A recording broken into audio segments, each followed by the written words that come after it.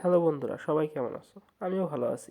বিকেলের দিকে একটু হাঁটতে বেরিয়েছিলাম, তখনই হঠাৎ করে চোখে পড়লো এই গোলাপ বাগানটা, খুব সুন্দর লাগে।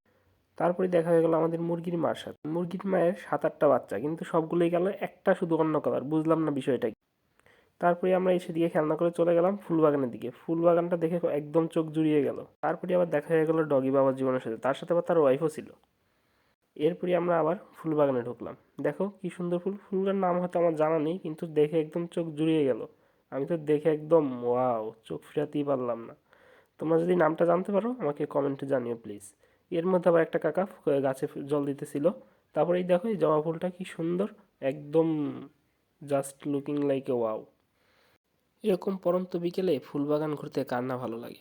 আমারও একদম মনটা জুড়িয়ে গেল এই ফুল দেখে। একদম মনটা সত্যিই খুব খারাপ ছিল, ফুলগুলো দেখার পর একদম মনটা ভালো হয়ে গেছে। এর মধ্যে আমাদের রাকিব সাহেব আবার বিড়ালের বাচ্চা নিয়ে একটু খেলাধুলা করলো, তারপর চলে এলাম আমরা বাড়িতেই। সবাই ভালো থাকো।